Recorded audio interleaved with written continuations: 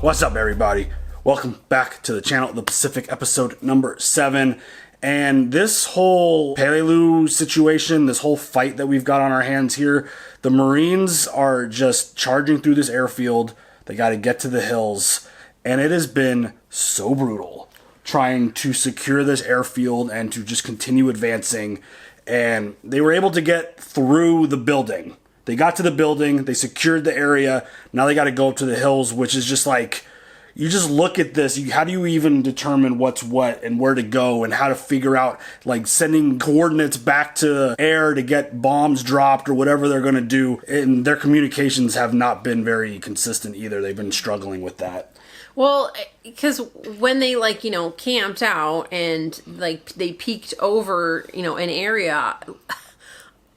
How there's just like holes everywhere in the terrain, so you can't tell what is an actual hole where there's people inside or what is part of like the mountain. It's like the only way you could even see that there's someone there is the muzzle flash of their gun. Yeah. It's like you can't see anybody. And so like they checked it out, they did a little recon and see what was going on, and they're like, yeah, we're gonna pull back and try to figure this whole thing out. And they ended up sleeping there overnight, and probably one of the more brutal moments. One of the Marines was having a nightmare and was having a freak out moment, and they had to frickin' kill him. It was so insane and so emotional to watch that. Just the whole thought of, if we don't get him to stop, they're going to find out our location and we're all going to die. And the fact that they had to take out one of their own like that, just absolutely just unimaginable. And, you know, Sledgehammer, as he's been dubbed now, you know, he's really kind of, and I think this is the progression that his dad was talking about, where you could see him getting into, I don't know, let's say the groove of the war, but it feels like he's getting more comfortable in the scenario, and that whole light thing that his dad talked about. Yeah, because he was like, it's better him than all of us, and it's like, that's not something I would have really ever kind of expected from Eugene to say. Yeah. Like, it's better him than us, and it's like, damn, like... Well, one versus many, so that's a problem. Yeah. It's just one of those things where you see it, like, the dad gave him a clear message, and it kind of feels like that's what's playing out here. And I mean, he was very vocal. He talked about how it was the most afraid that he's ever been running across that airfield. And just hearing that kind of stuff spoken, just like it hits. Because, again, these are all young men. They're all in this war. The Marines are just...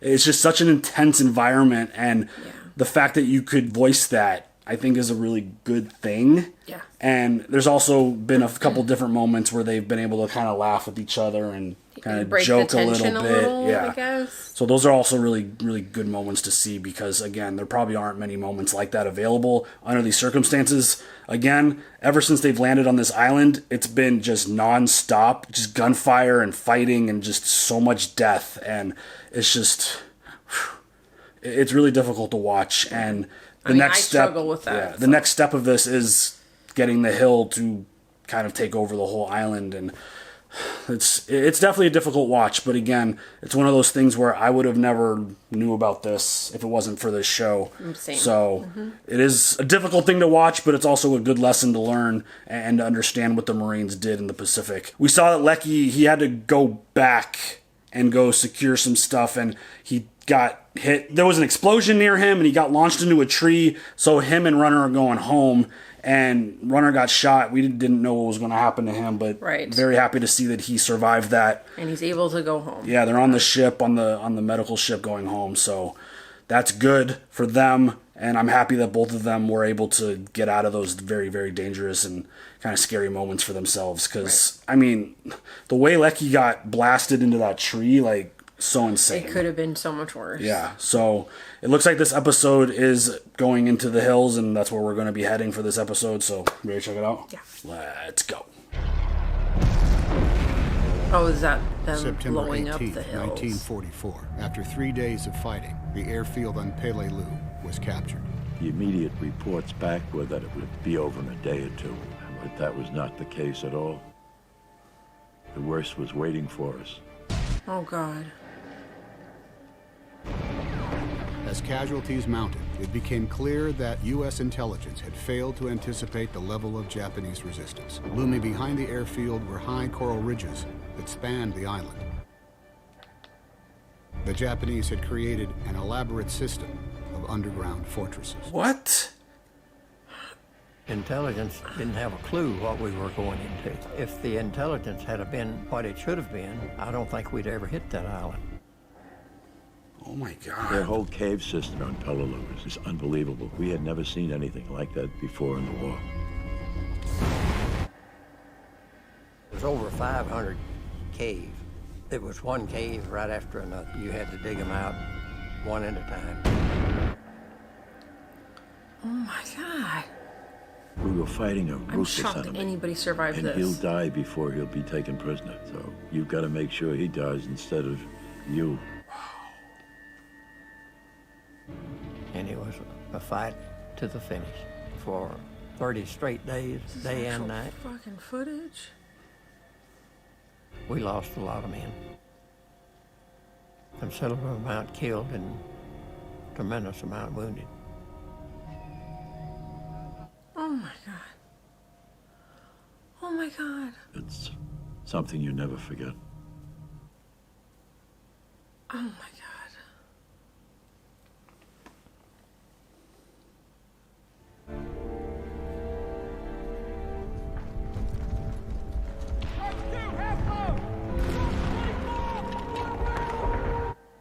Supposed to only be a 3-day total thing.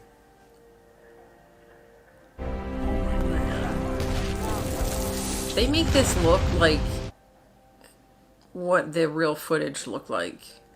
Visually, these shows are incredible and just horrifying. Oh my God.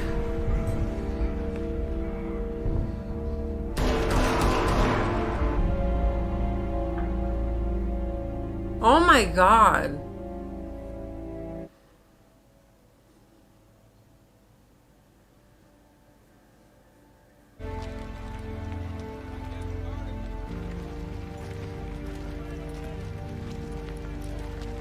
Looks at their faces.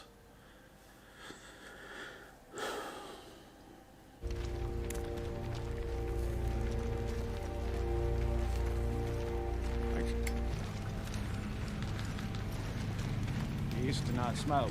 Just to do now. NCOs report to me at 10:50. Corpsman, do blister check. Draw ammo, be resupplied, ready to move at 1100. Room service awaits, and there's time to savor every bite. 1100. That guy just gave us the fucking morning off. Any of you guys got a Jap sword or flag? I'll pay good money for it. Or a Jap bayonet. Any kind of Jap weapon, I'll take it. Keep him in my ass. Reach up, grab what you want. Seriously, can't go home from the war empty-handed. You can arrange for a Purple Heart. Ain't nobody going home. That's like so like, dude, not the time for this shit. Never run when you can walk. Never walk when you can stand. Never stand when you can sit. Never sit when you can lay down. Never lay down when you can sleep. And never pass a supply of clean water. I like this guy. I do too. He's a good leader. I like Gunny also over there. You're a Southern man, right? Yes, sir. Mobile, Alabama. You realize our ancestors probably shot at each other at Gettysburg or Bull Run? My great-grandfather served with General Bragg. What's your old man do? He's a doctor, internal medicine, treated vets from the First World War. Might have hatched up Gunny Haney. My dad's a shop foreman at a textile mill in Massachusetts. He weaved wool fabric for the military. All our marine greens, our blankets. It's nice to think my father might have had something to do with the blankets we sleep in. It's nice. Got a detail for you. You got a watch? Do, sir. Wait me out in 20 minutes. Alarm clock. See, like, these are the nice moments that you really gotta kind of cherish in moments like this. Just even being able to have a conversation under these like, what? Dude, this is so fucked. That's the way to kill Japs. Buzz in, drive, buzz back. Hey, look, it's Colonel Puller. It's 1st Marines. You're up, boys. Colonel. Holy shit, dude. Good job. We got it. All sir. Here you go. Thanks, man. Super fire. Take them all. Thanks. Keep it clean. Keep it suspended. Thanks. All right.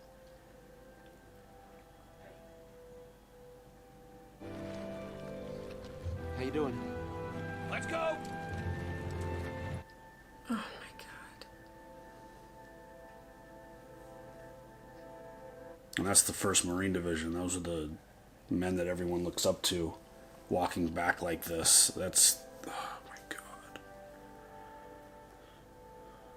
What kind of man walks into a field of fire in defense of his country? What kind of man has already served his country as a soldier in the Philippines way before Pearl Harbor and volunteers to fight the Japs as a Marine in the islands of the Pacific? What kind of man risked his life throughout a night of combat, running barefoot, much-needed ammunition back and forth to his buddies in the front line?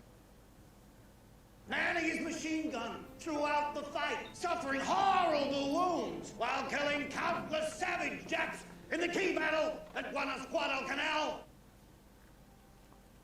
A fighting man like no other, winner of the Congressional Medal of Honor, America's own Sergeant John Basilone.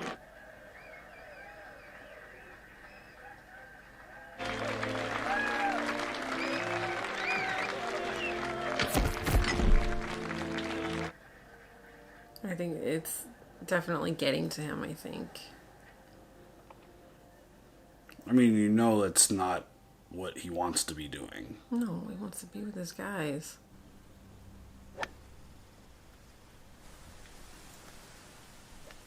What is this?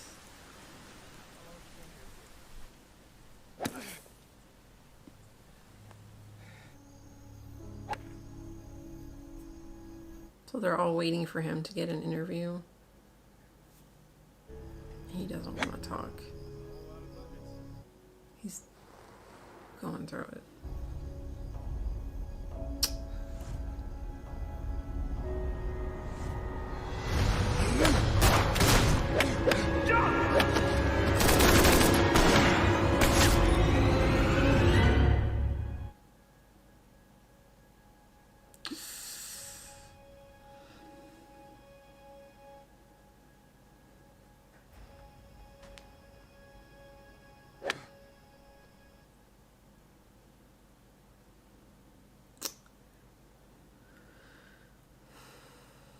I think he's dealing with some survivor's guilt.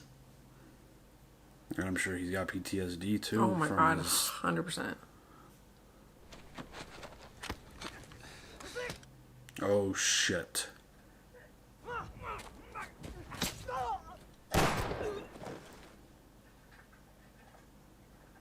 What was that? What happened?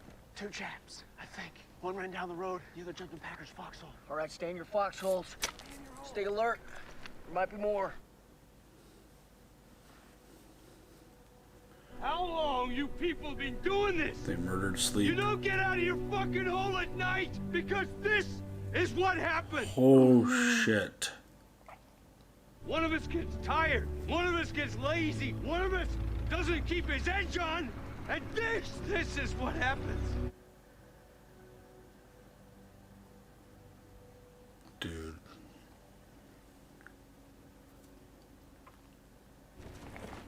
What kind of guy gets out of his hole at night without sounding off? Down with 2 Japs up his ass. Just one.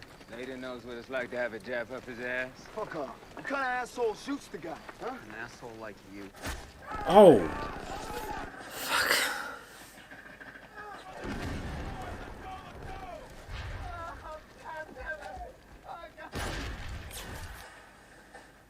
The bunker clear! We got it! It's been cleared!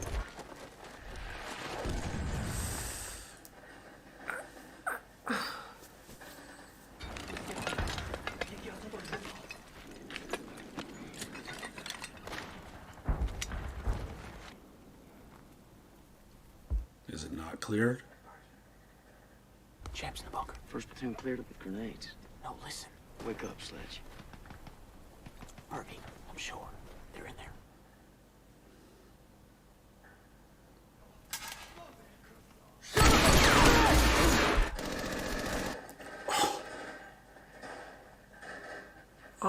my god. Oh god. Shit.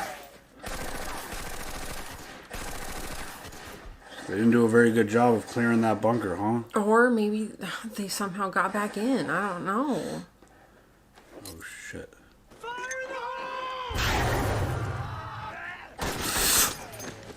Oh shit. No.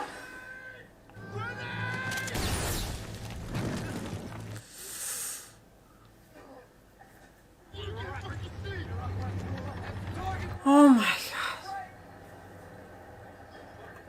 Hold on, Bill.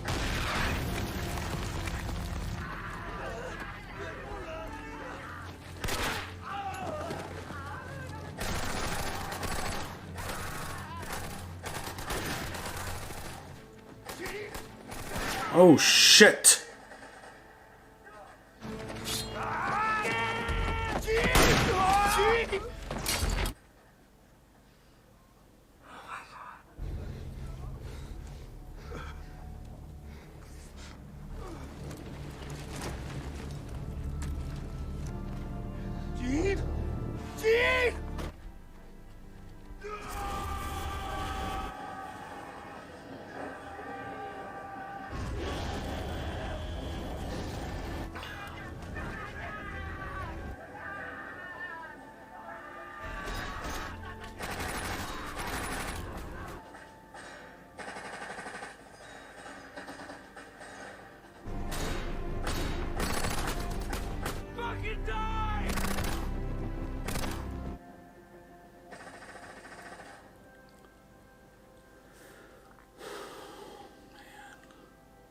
You okay? Why don't they just surrender? Because they're Japs. We're gonna have to root them out one by one.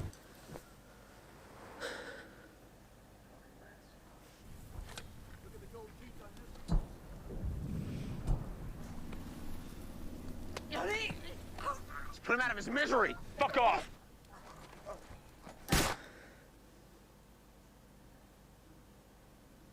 Makes it easier. I don't know if it's going to be controversial, but I don't like the fact that they're like stealing from dead bodies. I know that like they're the enemy, but like I don't know. Is that Well, he just threw it, so I think you know what I mean? it just feels like one of those situations where you wouldn't want a souvenir like that to take home with you or anything. Like, But like I don't want to be digging in a deceased person's mouth for gold teeth. I don't know. That just feels wrong. You can't dwell on it. You can't dwell on any of it. Try and get some rest, boys. How? You're sitting in fucking torrential downpour. How do you rest? do what you can. I'm really worried for Eugene. I mean, all these guys. Like, how did anybody make it out alive? Yeah, I mean, they're specifically focusing on Eugene's blank facial expressions.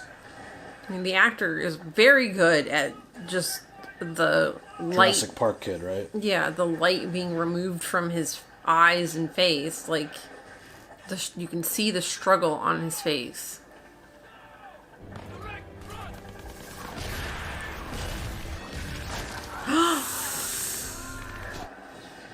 Oh my god, it blew his leg right off.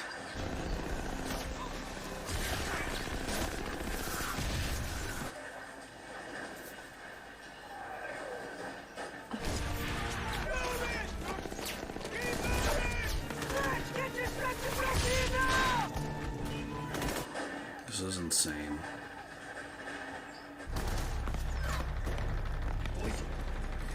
I got the sofa.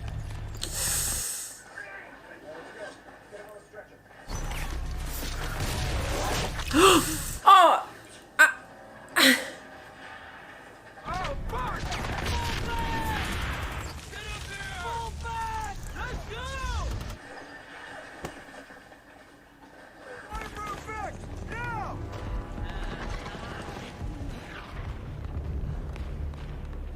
Eddie, take him back.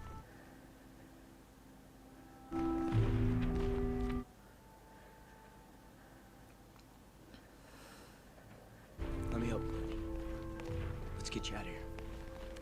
Come on.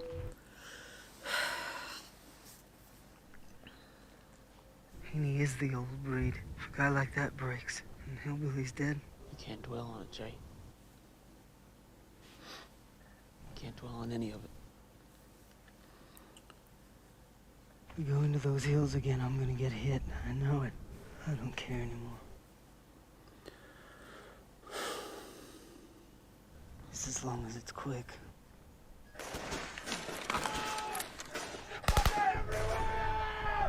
Japs are everywhere.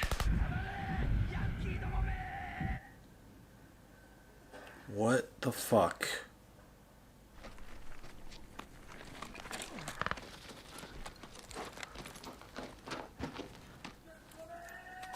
Oh shit.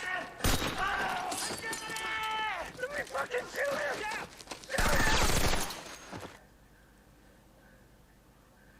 The fuck is the matter with you? Why'd you take so long to shoot him? Damn, Jay, if it ain't coming out your mouth, it's coming out your ass. Look like you in a sack race, Jay.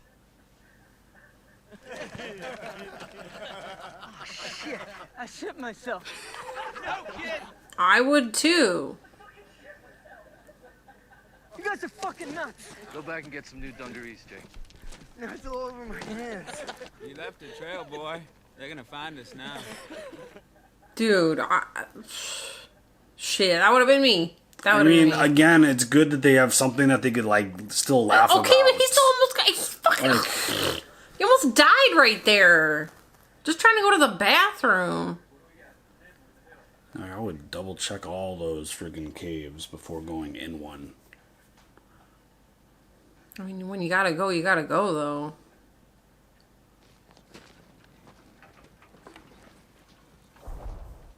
What happened? Sniper got the skipper. Akak's dead.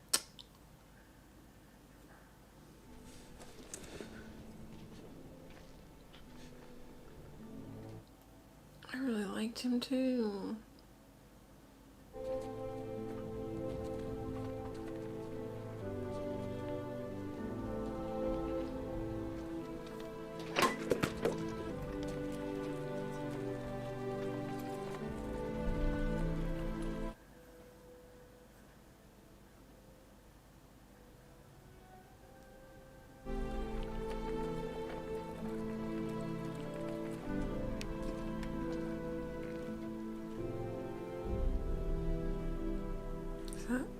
Possibly one of the blankets his dad made for. Oh my god.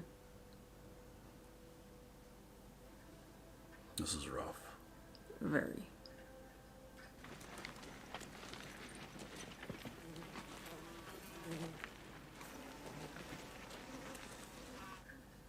The visuals are like they've done a really good job of making it feel really real.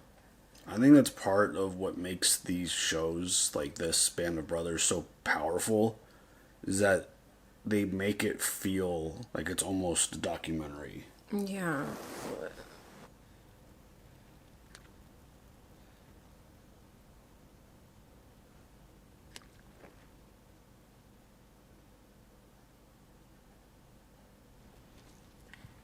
What the fuck?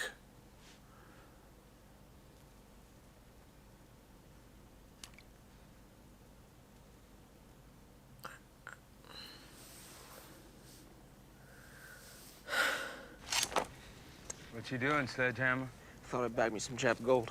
You don't want to do that. Why not? I saw you do it. Don't. You shouldn't do it. Germs. Germs. Bad germs. Diseases that'll make you sick. Bad germs. Well, is it all right with you if I cut out his insignia then? No danger in that I know of. Yeah? That best muster with you? I just feel like Snafu looks at him like, you're better than this. Eugene's really going through it. I would be. I couldn't.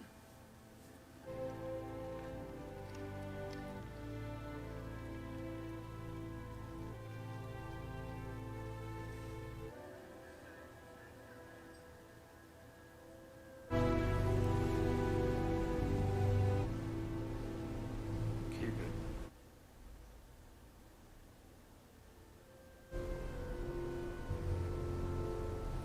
Thanks.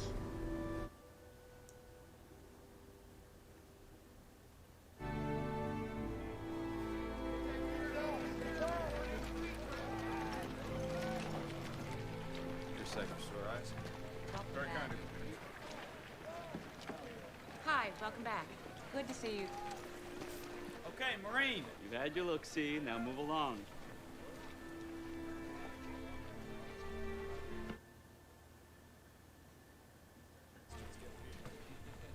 Yeah.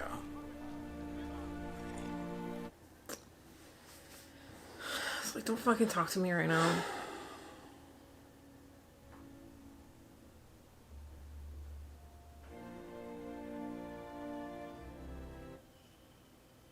Wow. It's hard to have words after these episodes. Yeah. It's just the visuals and the way things play out, and again, you mentioned it like not that long ago, but they do such a good job with the production of these shows that it's impossible to not feel something and have a hard time with it, because again, they're very well produced. It makes you really feel what is happening, and it's just, I mean, not like that you're there, No. but like that you're seeing it in real time. they're doing a very good job of showing how brutal and how intense and how sad and painful and just, The emotions Yeah. definitely come through the screen. yeah, it's just very intense, and that's the production level that I'm talking about. Again, it's hard to put stuff into words because, again, this is real. Mm-hmm. Even though this is a show, this is real, and it's just, it feels like it keeps getting more brutal every episode, and every just mission the Marines have. It's like, okay, you arrived at Peleilu, you had to deal with the oncoming fire for that. Okay, you got past that. Okay, now we got to take on the airfield, and you got to you literally got all these Japanese soldiers just sitting there with their guns pointed, waiting for them to arrive, and then you have that whole battle, and then that's not even the end of it. Once you win that, then you got to go into these hills where they have these crazy tunnel systems, and just Japanese soldiers coming from everywhere. That, like, the one line that I don't think will ever leave me from this show is that they murdered sleep. Like, these men can't even like sleep at night. Like the attacks, and even just their own Marines are getting up and not announcing things, and just like it's just so insane what the Marines are going through, and every mission I feel like just keeps getting turned up a notch, and every time they go into a battle and then they leave and they just look so just broken. Yeah. It's just, it's the reality, the brutal reality of this war and what these men went through, and it's impossible to put words into it, and trying my best because I think it's still important to talk about it and to share feelings and thoughts. I mean, the thing with Eugene's dad talking about what happens to these Marines and these soldiers that he even helped as a doctor, just what happens to them when they come home. It feels like it's happening to Eugene. How could it not, though? How can you come out of this and you're like, I'm gonna be all right. Yeah. I'm gonna get through this. Like, how are you not just like an absolute utter disaster? Yeah. Like, I mean, just seeing the stuff that they've experienced, I'm sure this isn't even close to the reality of what they lived through. And I mean, the real life footage that they're showing at the beginning, it's just unimaginable. It's living hell. and to think about the families at home waiting for you to come back. Yeah. And you don't come back. I mean, the close counter face-to-face moments that they're having with the soldiers is just, I think that's the part that's really kind of just breaking them down, outside of obviously the fear of dying and the fear of war and fighting. But it's like the face-to-face thing, seeing... You're a human being, I'm a human being, and we have to decide who's going to die, you or me. And something that the captain said, I think it was like 2 episodes ago, talking about like the sacrifices and just the cause. Yeah, and you have to know that it's for like the greater good. Yeah, and if this situation did provide that, And I mean, he even lost his life, which that was one of those really sad moments where they were carrying him down and all the Marines basically honored him and saluted him. And it's just one of those things where you lose your leader. It's just got to be so demoralizing to lose your leader. And he was a good leader. He had like good words to speak. He was compassionate. He showed empathy. He was actually genuinely concerned about the rest of his men. Yeah. And I mean, he clearly came across as someone who cared and loved his men. And yeah, it's just... And then you have John at home. Yeah, we got to see Basilone. Like, not dealing with this well. I mean, how are you supposed to deal with it? Yeah. Like, I mean, he stayed on the driving course hitting golf balls until his hands bled, which symbolic to when he was in the war and he was grabbing the machine gun and burned his hands. And it's just, this isn't what he wants to be doing. And well, he feels guilty, I'm sure, that he gets to do this, that he survived, that he's on this, you know, tour of like famous people and recognition and all the good things. And meanwhile, his, you know, brothers in the Corps are just dying. Literally going through hell, fighting these battles. It's just, again, this show is really well done. It's really doing a good job of showing the brutality of what the Marines dealt with in the Pacific. And yeah, I mean, that was another really powerful, really emotional episode. Yeah. So, do you have any other thoughts? No. All right, guys, leave your comments down below. We'll see you later for the next one. Have a good one. Bye.